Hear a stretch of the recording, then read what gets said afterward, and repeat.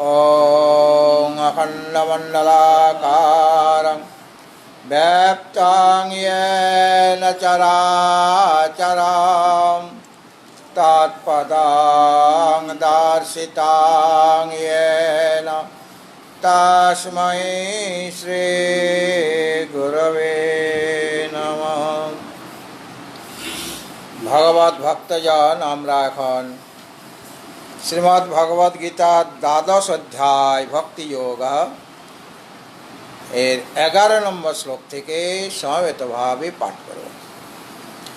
ওম নমো ভগবতে বাসুদেবায়। ওম নমো ভগবতে বাসুদেবায়। অথ শ্রীমদ্ ভগবদ গীতা প্রারভ্যতে। অথ শ্রীমদ্ ভগবদ গীতা প্রারভ্যতে। দ্বাদশোऽধ্যায়ः। দ্বাদশোऽধ্যায়ः। শ্রীভগবানুবাচ। শ্রীভগবানুবাচ। অথৈতদপ্যশক্তোऽसि অথৈতদপ্যশক্তোऽसि কর্তুং মদ্যোগমাশ্রিতः। কর্তুং মদ্যোগমাশ্রিতः। সর্বকর্মফলত্যাগः। সর্বকর্ম ফলত্যাগং ততঃ কুরু যতাত্মবান। ততঃ কুরু যতাত্মবান। শ্রেয়ো হি জ্ঞানমভ্যাসাৎ। শ্রেয়ো হি জ্ঞানমভ্যাসাৎ। জ্ঞানাধ্যয়নং বিশিষ্যতে। জ্ঞানাধ্যয়নং বিশিষ্যতে। ধ্যানাৎ কর্মফলত্যাগः।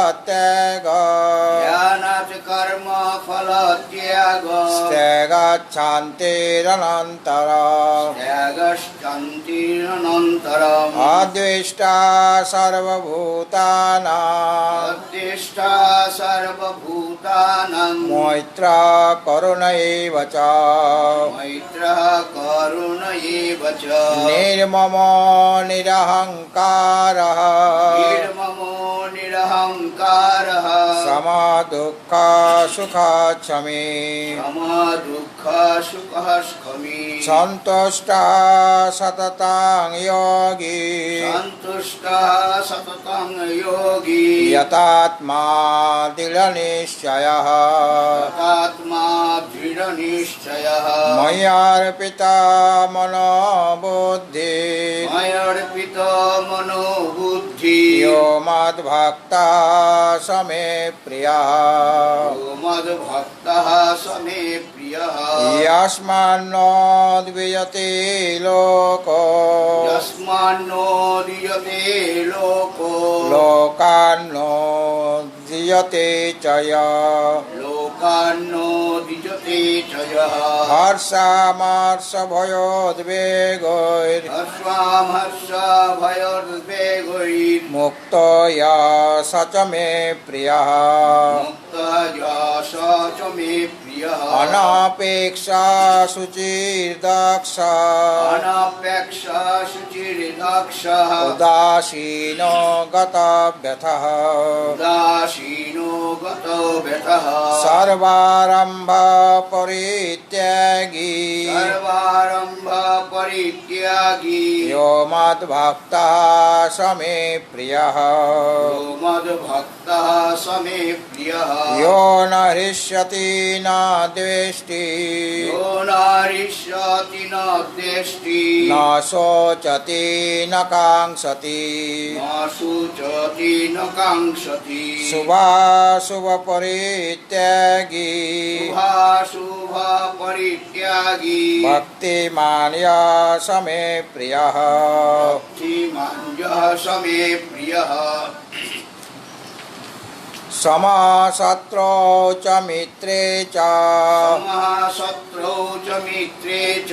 तथा मानापमानयोः। तथा मानापमानयोः। शीतोष्ण सुखदुःखेषु। शीतोष्ण सुखदुःखेषु। तथा समसङ्गविवर्जितः। समसङ्गविवर्जितः। तुल्यनिन्दास्तुतिर्मौनी। तुल्य नीलनिन्दास्तुतिर्मौनी सन्तुष्टो येन केनचित् सन्तुष्ट येन केनचित् अनिकेता स्थिरमति अनिकेतः स्थिरमति भक्तिमान् मे प्रियो नरः भक्तिमान् मे प्रियो नरः ये तु धर्म्यामृतमिदा ये तु धर्म्यामृतमिदं यथोक्तं पर्युपासते यदुक्तं पर्युपासते श्रद्धाना मत्परमा श्रद्धाना मत्परमा भक्तास्तेतीव मे प्रिया भक्तास्तेतीव मे प्रियः श्रद्धाना मत्परमा श्रद्धाना मत्परमा भक्तास्तेतीव मे प्रिया भक्तास्तेतीव मे प्रियः ओ इति श्री महाभारते श्रीमहाभारते शतसहस्रां संहितायां सहस्रांग संहितायां वयासिक्यां भीष्मपर्वणि व्यासिकां भीष्मपर्वणि श्रीमद्भगवद्गीतासु उपनिषत्सु श्रीमद्भगवद्गीतासु उपनिषत्सु ब्रह्मविद्यायां योगशास्त्रे ब्रह्मविद्यायां योगशास्त्रे श्रीकृष्णार्जुनसंवादे श्रीकृष्णार्जुन संवादे भक्तियोगो नाम भक्तियोग नाम द्वादशोऽध्यायः द्वादशोऽध्यायः ॐ श्रीकृष्णार्पणमस्तु ॐ श्रीकृष्णार्पणमस्तु ভগবত ভক্তজন আমাদের সায়ংকালীন যে গীতা প্রবচন মালা চলছে অষ্টম অধ্যায় শ্রীমদ্ ভগবদ গীতার অষ্টম অধ্যায় অক্ষর ব্রহ্মযোগ এই বিষয়ে আমাদের আলোচনা কয়েকদিন যাবৎ চলছে। এই অধ্যায়ে অর্জুন ভগবানের কাছে কয়টি প্রশ্ন করেছেন? 7টি প্রশ্ন করেছেন। প্রথম শ্লোকে 5টি প্রশ্ন আর দ্বিতীয় শ্লোকে 2টি প্রশ্ন। আর শ্রী ভগবান 3 নম্বর শ্লোকে 3টি প্রশ্নের উত্তর দিয়েছেন। প্রথম 3টি ব্রহ্ম, অধ্যাত্ম এবং কর্ম। আর 4 নম্বর শ্লোকে আরও 3টি প্রশ্নের উত্তর দিয়েছেন অধিভূত, অধিদৈবত আর অধিযোগ্য। এটা 4 নম্বর শ্লোকে উত্তর দিয়েছেন। আর 7ম প্রশ্নের উত্তর দিতে গিয়ে কয়েকটি শ্লোক তিনি বলেছেন। 5 নম্বর শ্লোক থেকে শুরু করেছেন। আমরা প্রথমে এই অষ্টম অধ্যায়ের এই কয়েকটা শ্লোক পাঠ করে নেব।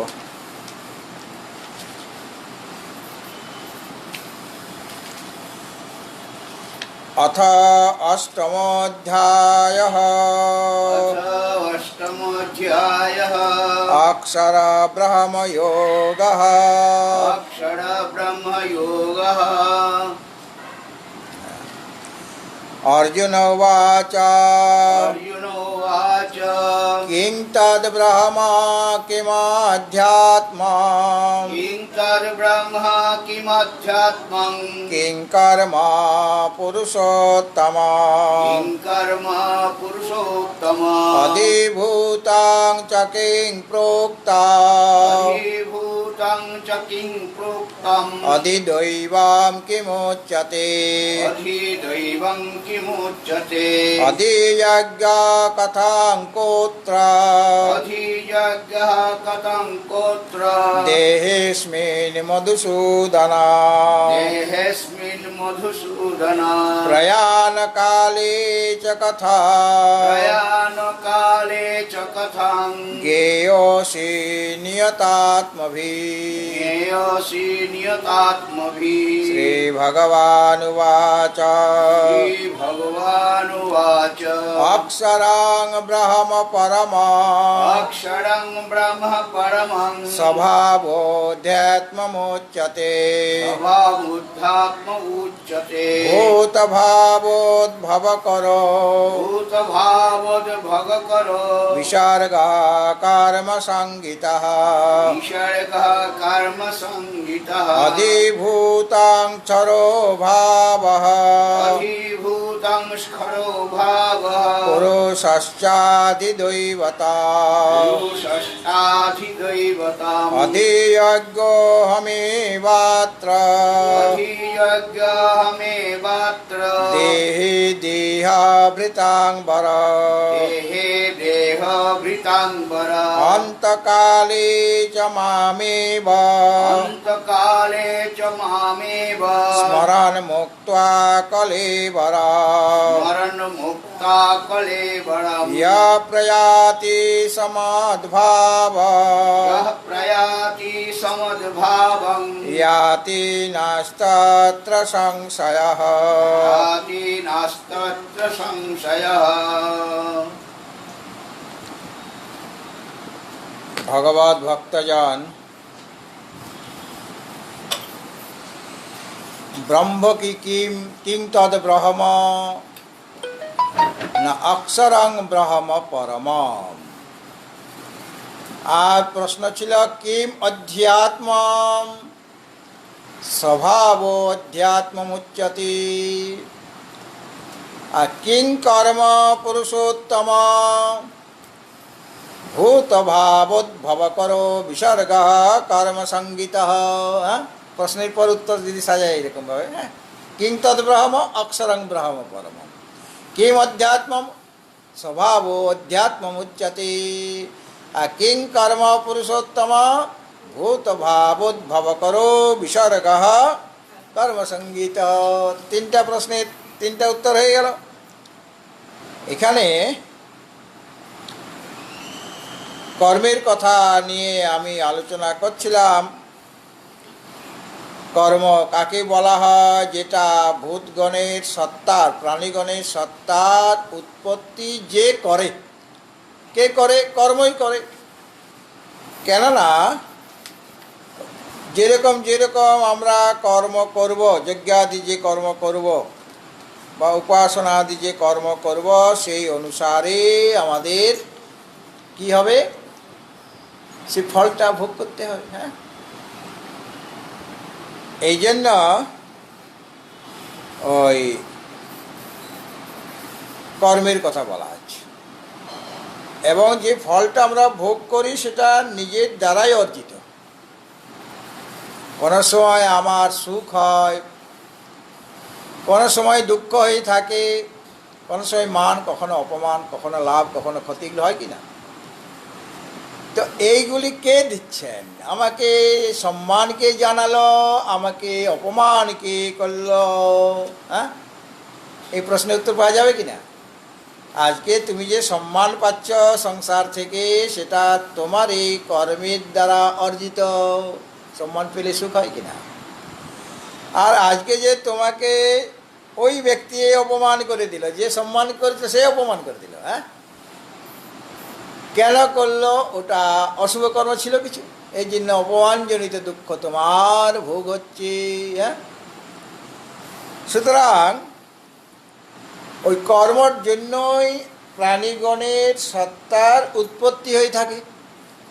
মানে তাকে এই সংসারে জন্মগ্রহণ করতে হয়, শরীর ধারণ করতে হয়, তাকে তার উৎপত্তি হয় কি না? প্রাণীগণের যে সত্তা মানে অস্তিত্ব, তার উৎপত্তি কে করছে? কর্মই করছে। আর যদি কর্ম আমার সমাপ্ত হয়ে যায় কোনোভাবে, হ্যাঁ, তাহলে আর জন্মগ্রহণ করতে হবে? এই তৃতীয় অধ্যায়ে বলা হয়েছে যস্তাত্মরতিরেব স্যাৎ আত্মতৃপ্তস্য মানবঃ আত্মন্যেব চ সন্তুষ্টস্তস্য কার্যং ন বিদ্যতে। আমরা সকলেই কর্ম করছি, কর্ম না করে আমরা থাকতে পারি না। তৃতীয় অধ্যায় 17 নম্বর শ্লোক। হ্যাঁ, কখন কর্মটা আমাদের করতে হবে না? যতক্ষণ অজ্ঞান ততক্ষণ আমাকে কর্ম করে যেতেই হবে। কেননা আমরা এখনও কর্ম না করে থাকতে পারি না। নহি কশ্চিৎ ক্ষণমপি জাতু তিষ্ঠত্য কর্মকৃত। অকর্মকৃত হয়ে এখনও বসে থাকা যায় না। শারীরিক কর্ম হবে, বাচিক কর্ম হবে, তার অভাবে মানসিক কর্ম হবে। হ্যাঁ, আর যে অলস হয়ে সব কর্ম ত্যাগ করে দেয়, তার মানসিক কর্মটা কীরকম হয়? ভালো হয় কি?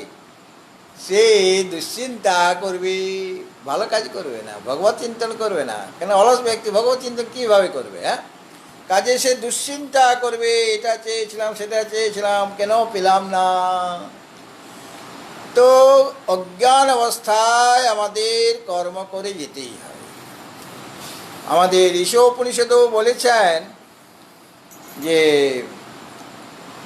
যতদিন তুমি বেঁচে থাকবে ততদিন কর্ম করতে করতে বেঁচে থাকো।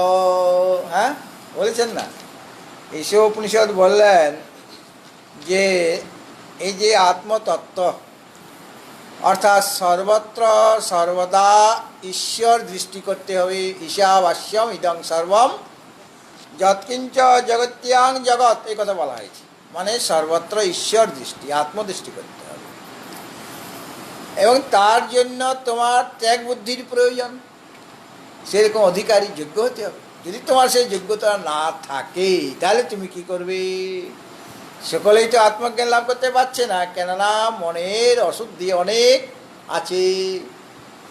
তাদের জন্য করুণাময়ী শ্রুতিমাতা কি বললেন? কুর্বন্নেবেহ কর্মাণি জিজে বিশেষ ছতং সমাহা এবং তৈ নান্যথে তোস্তে ন কর্ম লিপ্যতে নরে। যতদিন তুমি বেঁচে থাকবে ততদিন তুমি কর্ম করতে থাকো। বলে সারা জীবন আমাকে কর্ম করে করে যেতে হবে? বলে হ্যাঁ। বলে যদি না করি? মানে শুভ কর্ম করতে হবে। বলে সারা জীবন যদি শুভ কর্ম করতে থাকো কি না, কারণ তোমার তো এখন আত্মজ্ঞান হয় নাই। আত্মজ্ঞান না হলে কর্মের ত্যাগ করা সম্ভব নয়। হ্যাঁ, সেটা ওই 17 নম্বর শ্লোকে বলেছেন, সেটা আমি পরে বলছি। তো তুমি শুভ কর্ম করতে থাকবে। বলে এরকম শুভ কর্ম করলে কি হবে? তাহলে অশুভ কর্ম তোমাকে লিপ্ত করতে পারবে না। অশুভ কর্ম করার সুযোগ তুমি পাবে না। অশুভ করার মতো সুযোগই পাওয়া যাবে না। হ্যাঁ, সুতরাং অবসরেই হবে না। সুতরাং শুভ কর্ম করতে করতে তুমি জীবন ব্যতীত করো। বলে মানে সারা জীবন করতে হবে বলেন, সেটার সীমা আমি বলছি না। কেন? যদি ইতিমধ্যে তোমার জ্ঞান হয়ে যায় তাহলে পর যেমনভাবে বৃক্ষের মধ্যে ফল যদি পরিপক্ক হয়ে যায় তাহলে পর সেই পরিপক্ক ফল আপনা আপনি পড়ে যায় কি না? সেটাকে পাড়তে হবে কি? পাকা আমটা পাড়তে হবে কি আপনিই পড়ে যাবে? হ্যাঁ, তো সেরকমভাবে তুমি যদি সেই অবস্থাকে প্রাপ্ত হও তাহলে পর তোমার আর কর্ম করার কোনো প্রয়োজন হবে না। কি অবস্থা সেটা? সেটা তৃতীয় অধ্যায় 17 নম্বর শ্লোকে বললেন, যস্তাত্মরতিরেব স্যাৎ আত্মতৃপ্তস্য মানব আত্মন্যেব চ সন্তুষ্টস্তস্য কার্যং ন বিদ্যতে। যখন মানুষ আত্মরতি হয়ে যায়, হ্যাঁ, তখন সেই কর্ম থাকবে না। মানে কর্ম করার প্রয়োজন কখন হবে না? যখন তিনি আত্মরতি হন, অর্থাৎ পরমাত্মাতেই যখন তিনি প্রীত হন। রতি মানে প্রীতি। হ্যাঁ, পরমাত্মাতেই যখন তার রতি মানে প্রীতি হয় এবং আত্মতৃপ্ত এবচ, এবং পরমাত্মাতেই তৃপ্ত, সে অতৃপ্ত নেই। হ্যাঁ, পরমাত্মাতেই তার প্রীতি, আত্মরতি। আর যস্তু আত্মরতিরেব স্যাৎ আত্মতৃপ্তস্য, আর আত্মতৃপ্ত হবেন, তাকে তৃপ্ত হওয়ার জন্য অন্য কোনো বস্তুর প্রয়োজন তার কাছে থাকবে না। আমরা তৃপ্ত হওয়ার জন্য অনেক অনেক বস্তু চাই আমাদের। হ্যাঁ, তবে গিয়ে আমরা তৃপ্ত। ওটা পেলাম না, অতৃপ্ত। পেয়ে গেলাম, ক্ষণিকের জন্য তৃপ্ত, ক্ষণিকের জন্য। কেননা আরেকটা বস্তু তখন আমার মনের কোনায় বাসা বেঁধেছে, সেটা চাই, তাহলে অতৃপ্ত হয়ে গেল কিনা? তাহলে এরা তৃপ্ত কিভাবে হবেন? আত্মাতেই তৃপ্ত, আত্মচিন্তন করলেই তারা তৃপ্ত। অন্য কোনো বস্তুর জন্য তাদের কোনো প্রকার আকাঙ্ক্ষা থাকে না যে অমুক বস্তুটা পেলে আমি তৃপ্ত হব, তা নয়, কেন তার তো কোনো অভাব নাই, তিনি তো পূর্ণ কাম হয়ে যান। হ্যাঁ, তাহলে আত্মতৃপ্তস্য মানব, মানব যে মানব আত্মরতি হয়, কেন মানব কেন বলা হচ্ছে না? মানবেই আত্মরতি হতে পারেন, মানবে আত্মতৃপ্ত হতে পারেন যদি সে চেষ্টা করে, সাধনা যদি করে। পশু পাখি এরা করতে পারবে না, কেননা এরা সাধনা করতে জানে না, করার মতো যোগ্যতা ওদের নেই। এই জন্য যে সমস্ত মানবগণ মানব শরীর পেয়েছে, মনুষ্যত্ব পেয়েছে, লাভ করেছে, সে যদি ওই রতি মানে প্রীতি, আগে আমার প্রীতি কোথায় ছিল? ওই অমুক ব্যক্তি আমার প্রিয় ব্যক্তি, অমুক বস্তুটি আমার প্রিয়, হ্যাঁ, তাহলে সেখানে প্রীতি হবে কি না? তাকে সেই বস্তুটা পেলে আমি প্রীত হয়ে যাব, বা সেই প্রিয় ব্যক্তিকে দেখলে আমি প্রীত হয়ে যাব? বলে না, এখন ওগুলি সব অনাত্মা পদার্থ। কাজে আত্ম পদার্থতেই তার রতি মানে প্রীতি, আর আত্মাতেই যিনি তৃপ্ত হয়ে গিয়েছেন, তাকে তৃপ্ত হওয়ার জন্য অন্য কোনো বস্তু, ভোগ্য বস্তুর প্রয়োজন হচ্ছে না। আর কীরকম না, আত্মনি এব চ সন্তুষ্ট, যিনি আত্মাতেই সন্তুষ্ট, আত্মাকে পেয়েই তার সন্তোষ হয়ে গেছে। হ্যাঁ, আমাদের সব সময় অসন্তোষ, কেন? এটা পেলাম না কেন, সেটা পেলাম না কেন, হ্যাঁ, পেলেও অসন্তোষ, না পেলেও অসন্তোষ। পেলে অসন্তোষ কেন? যে এর চেয়ে বেশি পাওয়া দরকার ছিল আমার। হ্যাঁ, আর যদি না পাই তাহলে অসন্তোষ হবেই। আর পেলেও অসন্তোষ, অমুক ব্যক্তিকে তো আমি দিলাম 2000 টাকার দক্ষিণা দিল, দেখেছেন, আর আমার বেলায় 2টা 500 টাকার নোট, ও 2000 পেয়েছে, আমি 1000 পেলাম। হ্যাঁ, কিন্তু আমার আরেকজন যে 500 টাকা পেয়ে গেছে সেটার দিকে খেয়াল নেই আমার। হ্যাঁ, আরে তোমার 1000 টাকায় যে ভাগ্যে আছে সেটা পেলে, ও 2000 ভাগ্যে ছিল, পেয়েছে, তো অসন্তোষ কিসের? যার যেটুকু পাওয়ার কথা সেটা সে অবশ্যই পাবে, কেউ বাধা দিতে পারবে না। আর যদি না পাওয়ার হয় তাহলে কোনো মতেই সে চেষ্টা করলেও পাবে না, এটা হলো নিয়ম। সুতরাং আত্মনি এব চ সন্তুষ্ট, যিনি আত্মাতেই সন্তুষ্ট হয়ে থাকেন, তার কোনো প্রকার অসন্তোষ নেই। অর্থাৎ তিনি জাগতিক কোনো বস্তুতে প্রীতি রাখেন না, বা জাগতিক বস্তু না পেলে যে অতৃপ্ত হয়ে যাবে তাও নয়। এবং তিনি সর্ব অবস্থাতে, সে যদি কোনো সময় প্রাসাদে রাখে, অথবা যদি কুটিরে রাখে, গাছের বৃক্ষতলে রাখে, একটা গান আছে না গুরুদেব, হ্যাঁ, সে প্রাসাদেই রাখুক আর কুটিরে রাখুক, রাম ভক্ত সর্বদাই সন্তুষ্ট। ভগবান যা করেন মঙ্গলের জন্য, এটা কারা বলতে পারেন? ভক্তরাই বলতে পারবেন। হ্যাঁ, এরকম অবস্থা যখন এসে যায়, 3টে অবস্থা, তোমার কর্ম করার প্রয়োজন কখন হবে না? যদি দেখা যায় এই 3টা অবস্থা তুমি প্রাপ্ত হয়েছ, তোমার যদি আত্মরতি হয়ে থাকে, তুমি যদি আত্মাতে তৃপ্ত থাকো, তুমি যদি আত্মাতে সন্তুষ্ট লাভ করো, তাহলে তোমার আর কোনো কর্ম অবশিষ্ট থাকবে না। তস্য কার্যং ন বিদ্যতে, তিনি কর্ম না করলেও তার কোনো অসুবিধা হবে না, কিন্তু তিনিও কর্ম করেন, কিন্তু সেই কর্মটা অকর্ম হয়ে যায়। কর্মণ্য কর্ম য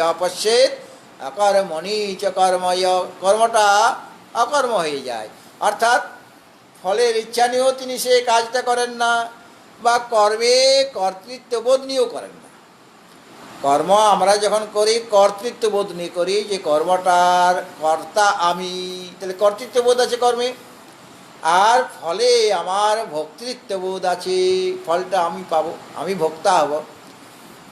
আচ্ছা, ফলটা মনে করুন ত্যাগ করলাম, কিন্তু আমি কর্মটায় কর্তৃত্ববোধ ত্যাগ করতে পারি নাই, যে কর্মটা তো আমিই করেছি, কাজটা তো আমিই করেছি। হ্যাঁ, কাজেই কর্মে কর্তৃত্ববোধ আর ফলে ভোক্তৃত্ববোধ। যিনি আত্মরতি হয়ে গিয়েছেন, যিনি আত্মতৃপ্ত হয়ে গিয়েছেন, যিনি আত্মাতেই সন্তুষ্ট হয়েছেন, তার কর্মেও কর্তৃত্ববোধ থাকে না, আর ফলেও কোনো প্রকার ভক্তৃত্ববোধ থাকে না। কাজে তিনি যদি কর্ম করেনও কর্তৃত্ববোধ তো নেই, লোকশিক্ষার জন্য করেন। হ্যাঁ, যদায় চরতি শ্রেষ্ঠ তত্ত্বদেবেতরো জনা সয়ৎ প্রমাণং করতে লোকস্তদনুবর্ততে। হ্যাঁ, সংসারে যারা বিশিষ্ট ব্যক্তি তারা যেরকম আচরণ করেন, যেটাকে প্রমাণ বলে স্বীকার করেন, তাদের অনুসরণকারীরা কী করেন, সেটাকেই অনুসরণ করবে। সুতরাং লোকসংগ্রহের জন্য মহাপুরুষগণ তারা কর্ম করে থাকেন, কিন্তু কর্তৃত্ববোধনী করেন না। কারণ তিনি জানেন যে একমাত্র আমি এই সত্য, আত্মাই সত্য, ব্রহ্মই সত্য, আত্মসব মিথ্যা।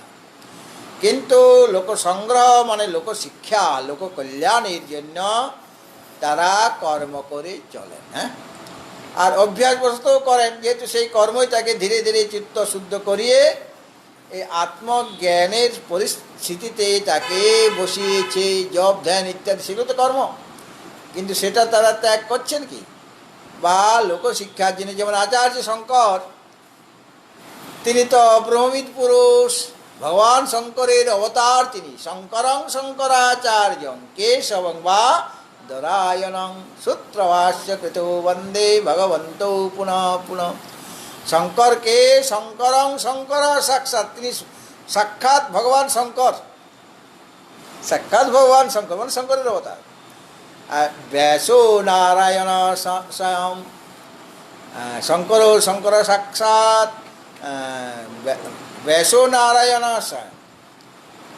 ব্যাসদেব কি স্বয়ং নারায়ণ, শঙ্কর হলেন সাক্ষাৎ শঙ্কর, ব্যাসদেব হলেন সাক্ষাৎ নারায়ণ। হ্যাঁ, ব্যাসদেব হলেন বিষ্ণুর অবতার। হ্যাঁ, কাজেই তাদের তো কর্ম করার প্রয়োজন নেই, অথচ সম্পূর্ণ জীবন 32 বছরের যে জীবনটা, হ্যাঁ, কিন্তু 32 বছর বেঁচেছিলেন, সেই 32 বছর তিনি কোনো সময়ই অলস হয়ে পড়েছিলেন কি? হ্যাঁ, বাচ্চা বয়স থেকেই তো তিনি ওই মালয়াম ভাষায় রামায়ণ মহাভারত শুনে শুনে শোনাচ্ছেন অন্যকে, বক্তা তিনি হয়ে গেছেন। হ্যাঁ, তো এইভাবে বা এই যে ভাষ্য রচনা করলেন, হ্যাঁ, গীতা, উপনিষদ, ব্রহ্মসূত্রের ভাষ্য রচনা করা কি কম কাজ?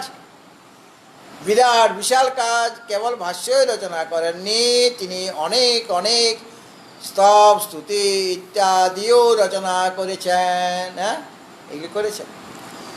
এছাড়াও ভারতবর্ষ, তখনকার দিনের ভারতবর্ষ পদব্রজে ভ্রমণ করেছে। সেই সময় ওই ট্রেনও ছিল না, বাসেরও সেরকম সুযোগ নেই, রাস্তাঘাটও নাই। হ্যাঁ, সেই সময় সেই 1200 প্রায় এদিকে 14 আর 20 1234 বছর আগে, হ্যাঁ, তিনি কাজটা করেছেন। তখন সুযোগ সুবিধা ছিল কি?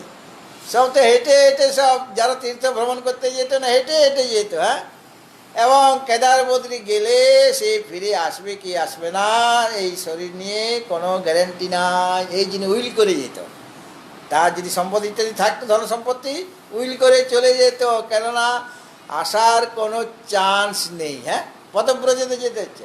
আর এখন 15 দিনের মধ্যে চতুর্ধাম করে আমি চলে আসলাম। হ্যাঁ, তারপরে অফিসে জয়েন করে দিলাম, তাই হয় কি না? কিন্তু তখনকার দিনে যেটা হতো না, পদব্রজে যেতে হতো। আর রাস্তাঘাটও সেরকম ভালো ছিল না। তাহলে এইগুলো কাজ একটা নয়। তাছাড়া এই যে নানা রকম বিগ্রহের উদ্ধার, জগন্নাথ পুরীতে বিগ্রহ ছিল না, হ্যাঁ, তো বিগ্রহ উদ্ধার করেছেন, চিল্কা হ্রদে ছিল। এইভাবে বিভিন্ন মন্দিরের মানে সংস্কার করেছেন, বিগ্রহ উদ্ধার করেছেন।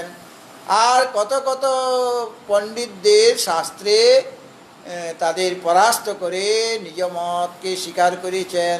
অদ্বৈত মতে যে শ্রেষ্ঠ, এটা তাদেরকেও স্বীকার করিয়েছে, কারণ তারা শাস্ত্রার্থে পরাজিত হয়ে গিয়েছে। হ্যাঁ, তো এইভাবে আর পঞ্চদেবতা উপাসনার যে পদ্ধতি, সেটাও তিনি শিখিয়েছেন।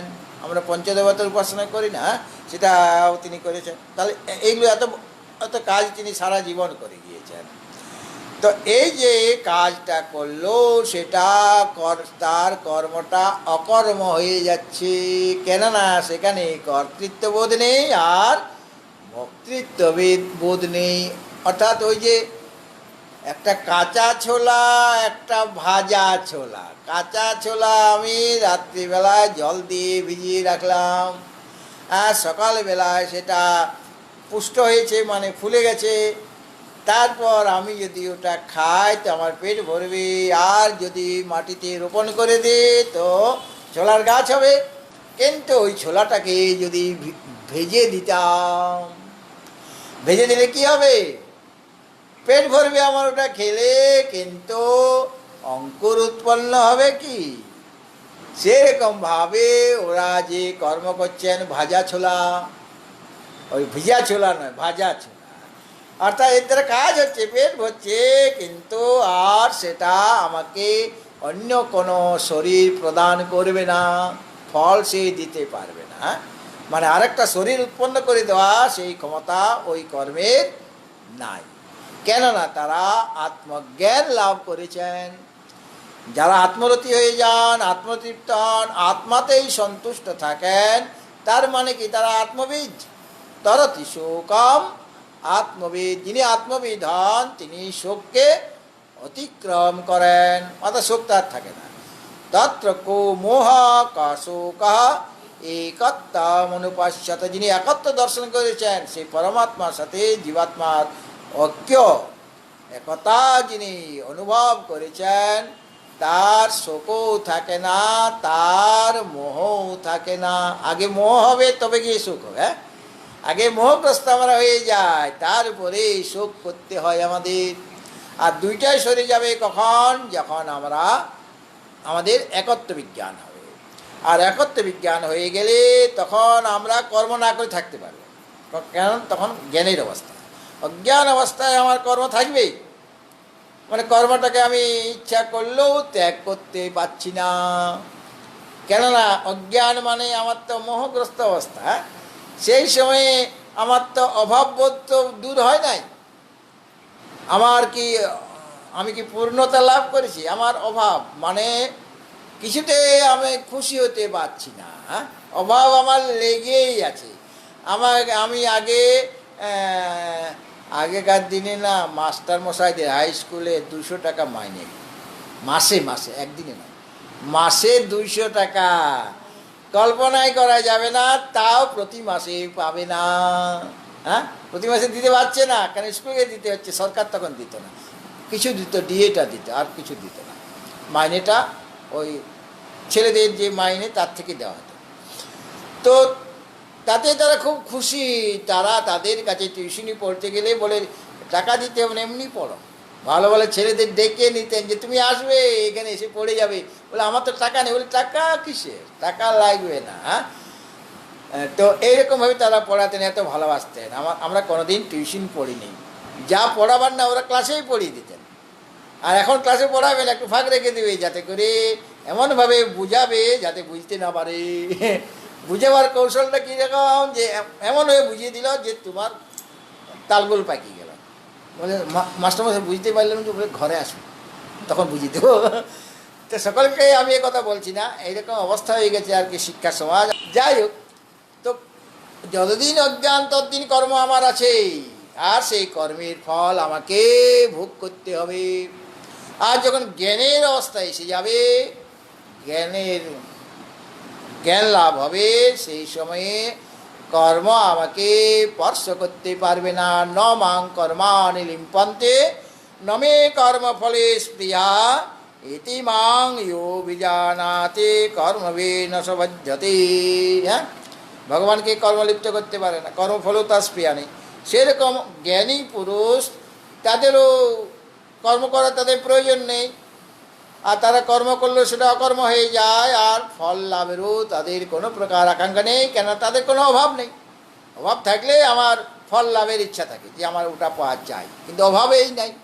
তাহলে ফল লাভ করার ইচ্ছা হবে কি? কোনো ইচ্ছা নেই। তো এখানে এই যে কর্মের কথা বলা হলো, ভূত ভাবোধ ভব করো বিসর্গ, একটা সব পদ দেওয়া হয়েছে। বিসর্গ মানে ত্যাগ।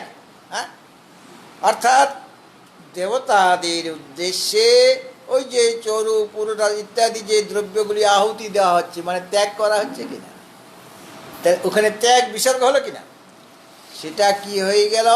কর্ম। তাহলে দেখুন এখানে বিসর্গ, এই যে পদটা দেওয়া হলো, বিসর্গ মানেই ত্যাগ। হ্যাঁ, তো বিসর্গ পদটা দিলেন কেন?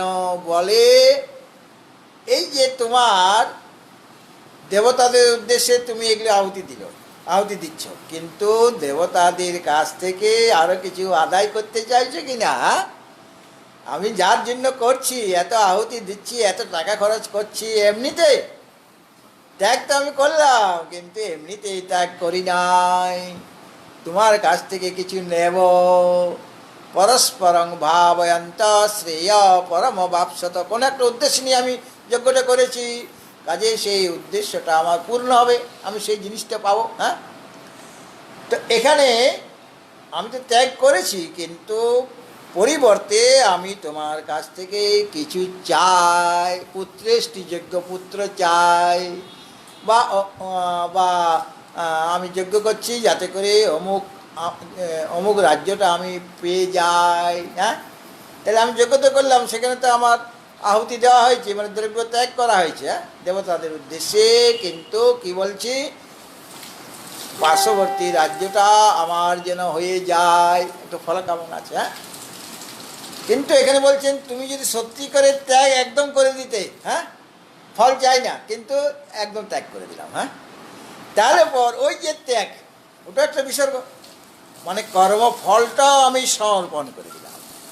কর্মটাও সমর্পণ, কর্মফলটাও সমর্পণ করে দিলাম। তাহলে পর ওই যে সমর্পণ, ওই যে বিসর্গ, একটা বিসর্গ ছিল, মানে ত্যাগ ছিল, যেটা যার জন্য আমি একটা ফল পাচ্ছি।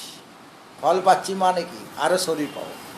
হ্যাঁ, ফলটা ভোগ করার জন্য শরীর পেতে হবে না, মানে আমি ত্যাগ করছি, তার দ্বারা আমাকে আরও নানা রকমের শরীর পেতে হচ্ছে, মানে আমি বন্ধনে রয়ে গেলাম।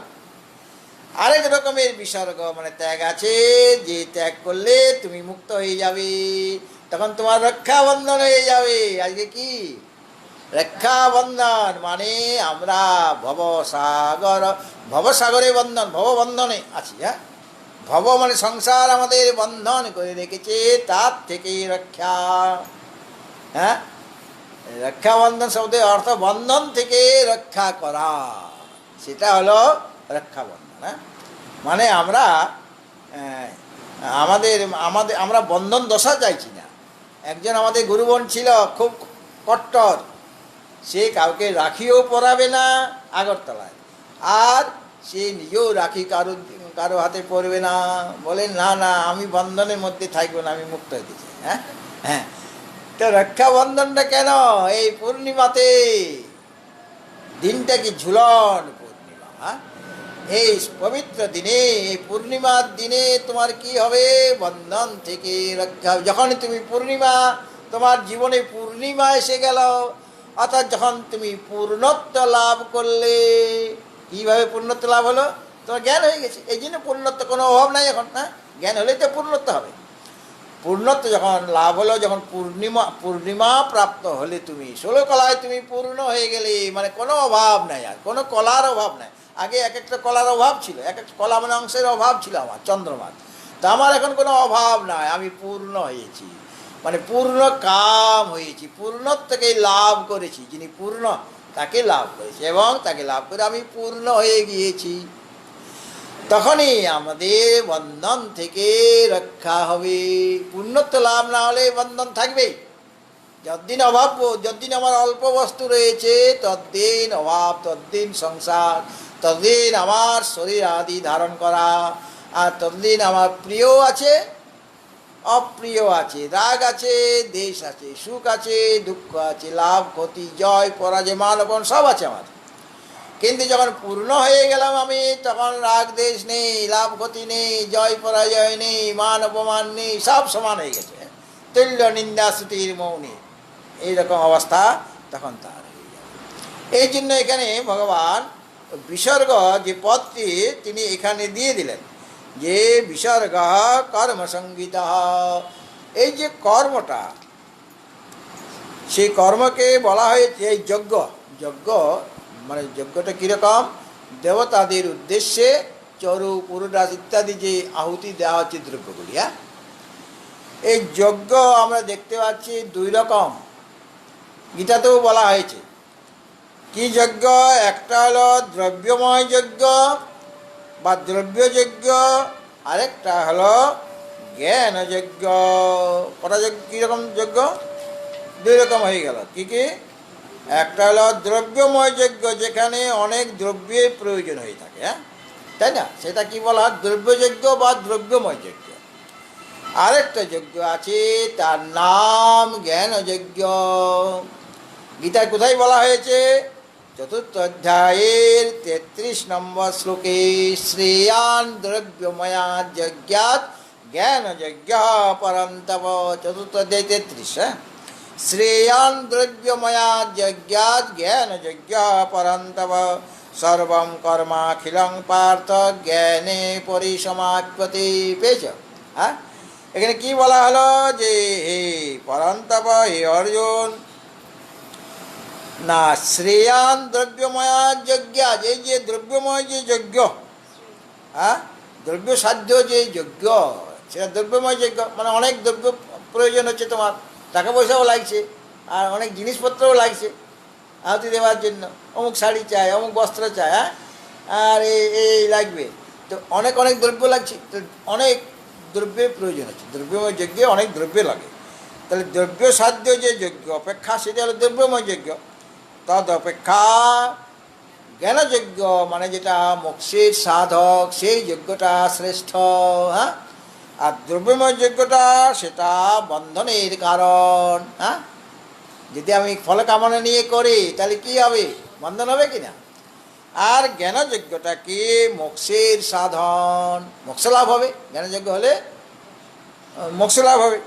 সুতরাং এই যে দুই রকমের যজ্ঞ, একটা হলো দ্রব্যময় যজ্ঞ, আরেকটা হলো জ্ঞানময় যজ্ঞ। দুটাই কর্ম। কীরকম? আমাকে জ্ঞান লাভ করার জন্য শ্রবণ মনন নির্দেশন করতে হচ্ছে কি না? তো শ্রবণটা কান দিয়ে আমি শুনছি, মন দিয়ে বিচার করছি, তাহলে কান দিয়ে শোনাটা একটা কর্ম, এবং সেটা যে আমি বুদ্ধি দিয়ে বিচার করছি, শ্রবণও বিচার আছে, সেটা একটা কর্ম কি না? মানসিক কর্ম হইল, বা বুদ্ধির দ্বারা আমি চিন্তন করছি। শ্রবণ করতে গেলে আমার বুদ্ধিটাও লাগাতে হবে, কেবল কানে শুনলে হবে, বুদ্ধিটাও লাগাতে হবে। মননটা ওটাও মানসিক কর্ম, নিদিধ্যাসনটা ওটাও মানসিক কর্ম, কিন্তু ওর দ্বারা কী হবে? জ্ঞানের উদয় হবে। তাহলে ওটাও, ওই যে যজ্ঞটা জ্ঞানময় যজ্ঞ, আমি শ্রবণ মনন নির্দেশন করছি, এর দ্বারা কি হবে? আমার স্বরূপের জ্ঞান হবে। কিন্তু ওখানে গিয়ে অনেক দ্রব্য লাগছে, শ্রবণ করার জন্য চুপচাপ বসে গেলেই হলো, হ্যাঁ। আগেকার দিনে তো বই নিয়ে আসতে না কেউ, এখন তো ব্রহ্মসূত্র পড়ালে ব্রহ্মসূত্র নিয়ে আসো ঘর থেকে, মোটা বইটা। বিবেক চূড়ামণি হলে তাও কথা আছে, চটি বই একটু নিয়ে আসতে কোনো অসুবিধা নাই, হ্যাঁ। উপনিষদ পড়ালে উপনিষদ বইটা আপনাকে নিয়ে আসতে হচ্ছে, হ্যাঁ। আর আগেকার দিনে তাও নিয়ে আসতে হতো না, সব তো মুখস্থ, মানে শ্রোতা যে সেও পড়াপড় মুখস্থ করে নিচ্ছে, হ্যাঁ। আর যিনি বক্তা তারও কণ্ঠস্থ আছে, হ্যাঁ। আর এখন এতটা কণ্ঠস্থ করে রাখতে পারছে না, বক্তাও পাচ্ছে না, শ্রোতাও পাচ্ছে না, তো গ্রন্থ দুজনের কাছেই আছে। তো এই যে কেবল গ্রন্থটাই আছে, আর গ্রন্থ না থাকলেও শ্রবণ করতে অসুবিধা নাই, হ্যাঁ। তাহলে কোনো দ্রব্য লাগছে না, টাকা পয়সা লাগবে? তাও তো লাগবে না, এমনিতেই মহারাজরা আমাকে শোনাচ্ছে। ভগবত ভক্তজন, আমার এটা বলার উদ্দেশ্য যে একটা দ্রব্যময় যজ্ঞ সেটা বন্ধনের কারণ হয়ে যাবে, আর জ্ঞানযজ্ঞটা বন্ধনের কারণ হয়ে যাবে। আরেকটা যজ্ঞের কথা আমরা পাই গীতার মধ্যে, যজ্ঞানাং জপযজ্ঞ অস্মি। সেটা তো যজ্ঞ, জপ আমি করে যাচ্ছি। কোন জপ?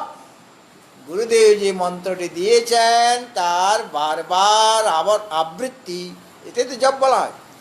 মন্ত্র তো একটাই, কিন্তু সেটা আমি বারবার উচ্চারণ করছি, হ্যাঁ, এর নাম হলো জপ। তাহলে এই যে জপ করাটাও একটা যজ্ঞ, এখানে কোনো দ্রব্য লাগছে, কিন্তু জপ করার ফলটা কি? ফলটা আমি পেয়ে যাচ্ছি, ফলটা হলো মনের পবিত্রতা। শ্রবণ নির্দেশন করলে কি হবে? মনের পবিত্রতাও আসবে। আর যদি আমার মনে কোনো ময়লাও থাকে, আমি পুরো যোগ্য হতে পারিনি বেদান্ত দর্শনের, মানে বেদান্ত দর্শন বা ব্রহ্মচিন্তন করার পুরো যোগ্যতা আমার নেই, সাধন চতুষ্টয় আমার নেই, না থাকলেও ওই যে নিত্যানিত্য বস্তু বিবেক, ইয়া মূত্রার্থ ফলভোগ বিরাগ, সমদমাদি ষট সম্পত্তি এবং মুমুক্ষুত্ব, চারটে আমার পুরো নাই। বলে পুরো না থাকলেও তুমি আসো, গুরুদেব ডাকছে, তুমি চলে আসো। বলে আমার এগুলো যোগ্যতা নাই, যে আমার এই নিত্যানিত্য বস্তু বিবেক আমার হচ্ছে নাই, বা আমার ইহলৌকিক বস্তু ত্যাগ করারও ক্ষমতা নেই। বলে ঠিক আছে, কোনো ব্যাপার নয়, তুমি এসে যাও, আমার কাছে আসো। তো এসে বলবে যে তুমি উপনিষদ শ্রবণ করো। হ্যাঁ, বলে আমি এগুলো যে পারি নাই ত্যাগ করতে, বলে দরকার নেই ত্যাগ করার, তুমি যা তোমার আছে ভোগ করছে করো, কিন্তু তুমি এটা শুনো, বেদান্তের কথা শুনো, উপনিষদ শুনো, গীতা শুনো, মনন করো, নির্দেশন করো। এই করতে করতে তখন তার ওই ত্যাগ বুদ্ধি এসে যাবে। মানে যেটা তার কমই ছিল, অভাব ছিল, যে সম্পদটা তার ছিল না, সেই সম্পদ ধীরে ধীরে এসে যাবে। হ্যাঁ, এই জন্য যে কোনোভাবে ও গুরু কি করেন, কৃষ্ণ কি করেন, ডাকেন, কেবল বংশীধ্বনি করেন। কেন? গোপীরা একবার আসলেই হলো, তবে গিয়ে কীর্তনটা জমবে ভালো। হ্যাঁ, ভগবানের কীর্তনটা জমবে। কাজে কোনোরকমভাবে ভক্তদের একটু জড়ো করতে, মানে জোগাড় সংগ্রহ করতে পারলেই আমার মঙ্গল। কেন? একবার যদি এসে যায়, একবার যদি খোলের শব্দটা পেয়ে যায়, করতালের শব্দ পেয়ে যায়, হরে কৃষ্ণের যদি কীর্তনটা, আজকে হরে কৃষ্ণ একটু করবে, হ্যাঁ, হরে কৃষ্ণ কীর্তনটা করবে। তো অর্জুন বলেছেন, স্থানে ঋষিকেশ তব প্রকীর্তা জগৎ প্রহিষ্য তনুরাজ্যতে চ রক্ষাংসি ভীতানি দিশো দ্রবন্তি সর্বে নমস্যন্তি চ সিদ্ধ সংঘা। সুতরাং এই যে তোমার যে কীর্তন, স্থানে ঋষিকেশ তব প্রকীর্ত, তোমার যে প্রকীর্তন, প্রকৃষ্ট রূপে তোমার যে কীর্তন করা হচ্ছে, মানে তোমার যে মহিমা আমরা বর্ণন করছি। কীর্তন করা মানে মহিমা বর্ণন করা, অথবা এমন যে কীর্তন আমরা বলি সাধারণত, সেটাও কীর্তন। আবার তার মহিমা গুণগান করা, সেটা করলে কি হবে? জগৎ প্রহিষ্যতি, জগৎবাসী আনন্দিত হয়, তাদের মনে আনন্দ এসে যায়। হ্যাঁ, সুতরাং ভগবানের মহিমা বর্ণন হলে কি হবে? আমাদের মনে আনন্দ হবে। হ্যাঁ, যত মহিমা আমি বলবো বা শুনবো, তার দ্বারা কী হবে? আমার মনে আনন্দ হবে। আর তনুরাজ্য প্রহিষ্যতি অনুরাজ্যতে চ, আর ভগবানের প্রতি আমার অনুরাগটা দিন দিন বাড়বে। আগে অনুরাগ ছিল না। আর গুরুদেবের কাছে এসে পড়েছে, গুরুদেব বারবার তার মহিমা, আত্মমহিমার কথা বলছেন, আর শুনতে শুনতে আমার খুব আনন্দ হচ্ছে। আর যাকে আমি আগে এতটা ভালো বাসতাম না, মানে এত ভালো লাগতো না, সেটার ভালোবাসা জাগছে, অনুরাগ হচ্ছে কিনা, মানে সেটা শুনতে আরও শুনবো, তৃপ্তি হচ্ছে না যে না। এইভাবে কি হবে? ওটা করলে পরে, জপ করলে পরে আমার মনটা শুদ্ধ হবে, মনে আনন্দ হবে, ভগবানের প্রতি অনুরাগ বাড়বে। সেরকম শ্রবণ মনন কীর্তন করলেও, বেদান্তে শ্রবণ মনন কীর্তন করলেও আমার আনন্দ হবে, সাথে সাথে আত্মা অভিমুখী আমার মনটা হয়ে যাবে। সুতরাং ওটাও একটা যজ্ঞ। আমি সেই মুক্তি লাভ করার জন্য জ্ঞানযজ্ঞ করছি, অর্থাৎ গীতা শাস্ত্র পড়ছি, উপনিষদ পড়ছি, আর কি পড়ছি? এই নানা রকম শাস্ত্র, বেদান্ত শাস্ত্র অধ্যয়ন করছি। এটা জ্ঞানযজ্ঞের মধ্যে পড়ছে। বলে ওই যে দ্রব্যময় যজ্ঞ অপেক্ষা শ্রেয়ান দ্রব্যময়া যজ্ঞাত জ্ঞানযজ্ঞ পরন্তপ। বলে কেন জ্ঞানযজ্ঞ শ্রেষ্ঠ? কেন দ্রব্যময় যজ্ঞ থেকে? সর্বং কর্মাখিলং পার্থ জ্ঞানে পরিসমাপ্তি। কেননা এই যে যা কিছু তুমি কর্ম করছো আর কি, সেই কর্মের যে ফলটা হবে সেটা জ্ঞানে পরিসমাপ্তি, ব্রহ্মজ্ঞানের মধ্যে অন্তর্ভুক্ত হয়ে যাবে। অর্থাৎ ব্রহ্মজ্ঞানী যে আনন্দটা পাবেন, হ্যাঁ, একজন আত্মবিদ পুরুষ, তিনি তো শোক অতিক্রম করেন, হ্যাঁ, তিনি আনন্দ অনুভব করেন, সেই আনন্দ স্বরূপকেই লাভ করেন। আরেকজন যারা দ্রব্যময় যজ্ঞ করেছিল কিছু একটা পাওয়ার জন্য, কিছু একটা আনন্দ পাওয়ার জন্য, তাদের ওই যে সামান্য আনন্দ, মানে সামান্য এবং ক্ষণিক আনন্দ, সেটা একজন জ্ঞানী পুরুষ পাচ্ছেন কি না? কারণ সব আনন্দ ওই আনন্দের মধ্যে অন্তর্ভুক্ত হয়ে যায়। ছোটো ছোটো যে আনন্দ, সেই আনন্দটা ওই বিরাট বিশাল যে আনন্দ তার মধ্যে অন্তর্ভুক্ত হয়ে যায়। এই জন্য ওই মানে জ্ঞানে পরিসমাপ্তিটা আরেকটা অর্থ হয়ে যাবে যে জ্ঞান যখন এসে যাবে তখন আর সেই দ্রব্যময় যজ্ঞ করার কোনো প্রয়োজন হবে না।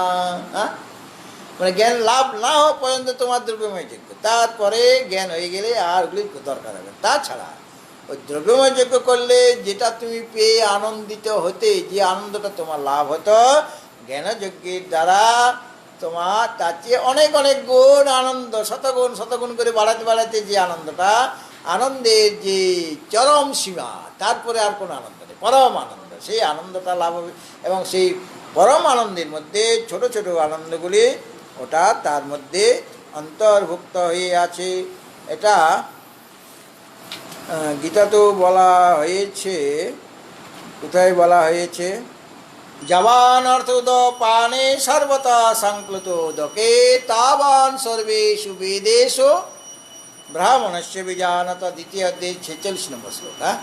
ইয়াবান অর্থোদ পানে সর্বতা সংক্লুত উদকে তাবান সর্বেষু বেদেষু ব্রাহ্মণস্য বিজানত। এখানে বলা হলো যেমনভাবে ছোট ছোট যে জলাশয়, পাপি কূপ, তড়াগ ইত্যাদি ক্ষুদ্র ক্ষুদ্র যে জলাশয়, সেই জলাশয়ে যে যে কাজগুলি তোমার হবে, জল পান করা বা অন্যান্য প্রয়োজন ইত্যাদি যেগুলো সাধিত হবে, আর যখন বিশাল সমুদ্র পেয়ে গেলে, চারদিকে কেবল জলেই জল, সেই জলরাশিতে সব কিছুই সিদ্ধ হয়ে যায়। যেমন সব কিছু কাজেই তোমার হবে, বিশাল যদি জলরাশি হয়ে পেয়ে যায়। সেরকমভাবে ব্রহ্মজ্ঞ পুরুষ তিনি পূর্ণ উদক স্থানীয়, চারদিকে শুধু জলেই জল, মানে আনন্দেই আনন্দ। তিনি ওই যে বেদোক্ত সব রকমের যে ফল, সেই ফলগুলি তার মধ্যে অন্তর্ভুক্ত হয়ে যায়। কাজেই আর তাকে বন্ধন থেকে রক্ষা করবে, ভববন্ধন থেকে রক্ষা করবে তাকে, যিনি জ্ঞান লাভ জ্ঞানযজ্ঞটা করছেন। সুতরাং এই যে দ্রব্যময় যজ্ঞ অপেক্ষা জ্ঞানযজ্ঞ যে শ্রেষ্ঠ, এবং মোক্ষ লাভ করার জন্য তোমাকে যে জ্ঞানযজ্ঞই করতে হবে, দ্রব্যময় যজ্ঞের দ্বারা কেবলমাত্র যদি কামনা বাসনা নিয়ে করো, সেটা তোমার বন্ধনের কারণ হয়ে যাবে, রক্ষা করতে পারবে না। আর যদি জ্ঞানযজ্ঞ করো তাহলে বন্ধন থেকে মুক্ত হবে। বিদ্যতে হৃদয়গ্রন্থি ছিদ্যন্তে সর্বসংশয়া ক্ষীয়ন্তি চাস্য কর্মাণি তস্মিন দৃষ্টি পরাবরে। উপনিষদ বলছেন বিদ্যতে হৃদয় গ্রন্থি, সেই আত্মবিদ্যা আত্মজ্ঞান লাভ হয়ে গেলে তস্মিন দৃষ্টে পরাবরে, সেই যে পরাবর যে আত্মা পরমাত্মা, তাকে যদি আমি দর্শন করি মানে উপলব্ধি করি, তাহলে বিদ্যতে হৃদয় গ্রন্থি, হৃদয় গ্রন্থি ছিন্ন ভিন্ন হয়ে যায়, আমার অহংকার মমকার দূর হয়ে যায়। বিদ্যতে হৃদয় গ্রন্থি। আর ছিদ্যন্তে সর্বসংশয়া, সমস্ত রকমের সন্দেহ সংশয় দূর হয়ে যায়। আর ক্ষীয়ন্তে চ অস্য কর্মাণি, তার যত কর্ম আছে, অনাদিকাল থেকে অনেক অনেক কর্ম আছে, সেই কর্মের মানে পাহাড়, মানে একটা পাহাড় না, এরকম পাহাড়ের পর পাহাড় কর্মের পাহাড় আমার আছে। ভোগ করে কোনোভাবেই সেগুলিকে শেষ করা যাবে না। আমি যতই ভোগ করিনি কেন, এই জন্মে ভোগ করলাম, আগামী জন্মে ভোগ করলাম, কিন্তু আমার সাথে সাথে ব্যাংক ব্যালেন্সও তো বাড়ছে, কমাতে পারছি না, বরং ব্যাংক ব্যালেন্স দিন দিন বেড়েই যাচ্ছে। কর্মের ব্যাংক, আমার কর্ম ওখানে অনেক সঞ্চিত কর্ম হয়ে আছে। প্রারব্ধ কর্ম তো আমি এখানে ভোগ করে সমাপ্ত করে দেবো, ওটা তো সামান্য অংশ। আর সঞ্চিত কর্ম আমার অনেক অনেক আছে, পাহাড় প্রমাণ আছে, সেগুলি ভোগ করে আমি কোনোদিন শেষ করতে পারবো না। একটাই উপায়, জ্ঞানাগ্নি সর্বকর্মাণি ভস্মসাৎ কুরুতে তথা যতই ধাংসি প্রবিদ্ধগ্নির ভস্মসাৎ কুরুতে অর্জুন, সমিদ্ধগ্নির ভস্মসাৎ কুরুতে অর্জুন। জ্ঞানাগ্নি সর্বকর্মাণি ভস্মসাৎ কুরুতে তথা, জ্ঞানাগ্নি হয়ে গেলে সব ভস্মীভূত হয়ে যাবে। মানে যত সঞ্চিত কর্ম আছে, প্রারব্ধ কর্ম তো আমাকে ভোগ করে আমি তো শেষ করলাম। কিন্তু সঞ্চিত কর্ম আর ক্রিয়মান কর্ম সব শেষ হয়ে যাবে, ভস্মীভূত হয়ে যাবে। এই জন্য জ্ঞানযজ্ঞ তোমাকে একদিন করতে হবে ভবন্তে মুক্ত হওয়ার জন্য। এই জন্য বিসর্গ মানে ত্যাগ। কি ত্যাগ করবে? ওই কর্মফলটা ত্যাগ করো। এই ত্যাগের কথা ভগবান বলেছেন কোথায়? নবম অধ্যায়ে। নবম অধ্যায়ে বললেন যে সমস্ত কিছু তুমি অর্পণ করো। হ্যাঁ, বিসর্গ মানে তোমাকে মোক্ষের সাধনের দিকে নিয়ে যাচ্ছি। হ্যাঁ, এই যে কর্মের একটা বিশেষণ দিয়ে দিলেন বিসর্গ। আগে তো বলেছে ভূত ভাবোদ্ভব করো, ওটা তো ঠিক ছিল, কিন্তু বিসর্গ শব্দটা কর্মের ক্ষেত্রে লাগে ঠিকই। হ্যাঁ, তোমাকে সেখানে দেবতার উদ্দেশ্যে ত্যাগ করতে হবে, দ্রব্যগুলি ত্যাগ করতে হবে।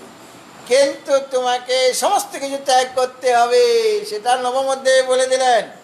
কি বললেন? যৎ করো, নবম অধ্যায় 27, যৎ করোসি যদস্নাসি যজ্জুহোষি দদাসি ইয়াত্যপাস্যসি কৌন্তেয় তৎ কুরুষ্ব মদর্পণম। তুমি যা কিছু করছো লৌকিক কর্ম, ব্যবহারিক কর্ম, যদস্নাসি যা কিছু ভোজন করছো, যজ্জোষি যা কিছু হোমযাগ করছো, যা কিছু দান করছো, তপস্যা করছো, হে কৌন্তেয় সব আমাকে সমর্পণ করো। মদ অর্পণ, আমাকে অর্পণ করে দাও। হ্যাঁ, তাহলে সব মানে কর্মফল সব অর্পণ। হ্যাঁ, এই অর্পণ হলে পরেই কি হবে? এই অর্পণ হলে এটা মোক্ষের সাধন হয়ে গেল। তুমি অর্পণ করতে শিখেছ। হ্যাঁ, সমস্ত কিছু আমাকে অর্পণ করতে হবে, ত্যাগ করতে হবে। এর দ্বারা কি হবে? শুভা, তারপরে শ্লোকটা আছে দেখুন, শুভাশুভ ফলের এবং মোক্ষসে কর্মবন্ধনই সন্ন্যাস যোগ যুক্তাত্মা বিমুক্ত মাম উপস্যসি। মানে এরকমভাবে তুমি যদি অর্পণ করতে পারো তাহলে পরে কি হবে না? শুভই ফলই এবং শুভ ফল এবং অশুভ ফল। আমার কর্মটা দুই রকম ছিল, শুভ আর অশুভ, তার ফলটাও দুই রকম হবে, শুভ ফল আর অশুভ ফল। তো শুভ আর অশুভ ফল সে তো আমাকে বন্ধন করছিল। এই শুভ এবং অশুভ কর্মের যে বন্ধন, সে বন্ধন থেকে মোক্ষে তুমি মুক্ত হয়ে যাবে। কর্ম তোমাকে বন্ধন করতে পারবে না। কখন? যখন তুমি সমস্ত কিছু অর্পণ মানে ত্যাগ করবে, তখন কর্ম আর কর্মফল, কর্মবন্ধন করতে পারবে না, কর্মফল বন্ধন করতে পারবে না, তার থেকে মুক্ত হয়ে যাবে। এবং সন্ন্যাস যোগ যুক্তাত্মা, অর্থাৎ কর্ম অনুষ্ঠান যোগে যা চিত্ত যুক্ত হয়ে আছে, কিন্তু কর্মফল ত্যাগপূর্বক, কর্মফল ত্যাগ করে যারা কর্ম করছেন তারা বিমুক্ত, জীবিতকালে তারা মুক্ত হয়ে যান। কেন? তারা তো ফল চাইছে না। হ্যাঁ, আর কর্ম তাদের সেই কর্তৃত্ববোধ নেই। তারা মাম উপস্যসি, তারা আমাকে লাভ করবেন। হ্যাঁ, তাহলে সমর্পণের এটা ফল, ত্যাগের ফল। তো ত্যাগ মানে কর্ম এবং কর্মফলের ত্যাগ। কর্ম ত্যাগ করছি না, কিন্তু কর্মের যে কর্তৃত্ব অভিমান, ওটার ত্যাগ। কর্ম আমি করছি, কেন? কর্ম ত্যাগ করতে ভগবান কোথাও বলেন নাই। জ্ঞানী পুরুষ হলেও তুমি কর্ম করবে। হ্যাঁ, কেন? লোকশিক্ষার জন্য, লোক কল্যাণের জন্য। হ্যাঁ, আর ভগবান বলছে আমি যদি কর্ম ত্যাগ করে দিই তাহলে সমাজের কল্যাণ হয়ে যাবে। হ্যাঁ, ভগবান স্বয়ং কর্ম করেছে সারা জীবন, তার জীবনটাই কর্মময় জীবন। হ্যাঁ, মহাপুরুষদের জীবনে দেখুন কর্মময় জীবন, কিন্তু সেই কর্মময় জীবনের মধ্যে তাদের ত্যাগবুদ্ধি ছিল, কোথাও কোনো স্পৃহা ছিল না, কোনো কর্তৃত্ববোধ নেই, কর্মফলে তাদের আকাঙ্ক্ষা ছিল না। এই জন্য যারা এরকম করতে পারবেন, অর্থাৎ শুভ ফল থেকে মানে কর্মফল থেকে মুক্ত হয়ে যাবেন, কর্মের বন্ধন থেকে মুক্ত হয়ে যাবেন, আর কর্মফল ত্যাগপূর্বক যারা এইভাবে কর্ম করবেন তারা বিমুক্ত হয়ে যাবেন, অর্থাৎ জীবিতকালেই তারা জীবনমুক্ত অবস্থা লাভ করবেন এবং আমাকেই তারা প্রাপ্ত হবেন। কাজেই কর্ম করার নানা রকম প্রসেস। হ্যাঁ, সেই প্রসেসগুলি এক এক করে ভগবান বলছেন আর কি, কিন্তু তোমার ওখানে বিসর্গ চাই, মানে ত্যাগ বুদ্ধি চাই। ত্যাগাচ্ছান্তে রণন তারাম। ভগবত ভক্তজন একজন কালকে কমেন্ট দিয়েছে, বলে মহারাজ কর্মের বিভাগ সম্পর্কে কিছু বলুন, কর্মাশয় সম্পর্কে কিছু বলুন। তো বলতে গেলে তো কর্ম নিয়েই তো 2 মাস কেটে যাবে। হ্যাঁ, তো এত তো কর্ম নিয়ে থাকলে তো হবে না, কিছু তো জ্ঞানের দিকেও যেতে হবে। ভগবত ভক্তজন, আজকে ঝুলন পূর্ণিমা, কাজে একটু কীর্তন হবে, আপনারা শুনবেন একটু, আপনারা সাথে সাথে গলা মিলাবেন আর কি।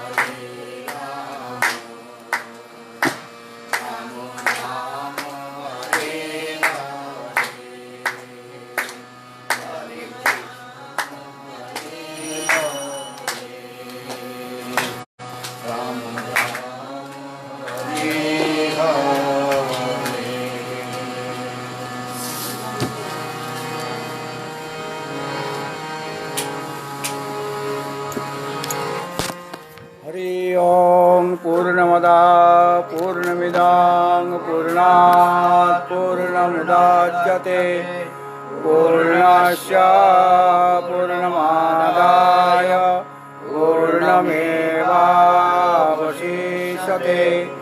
ॐ शान्ति शान्ति शान्ति।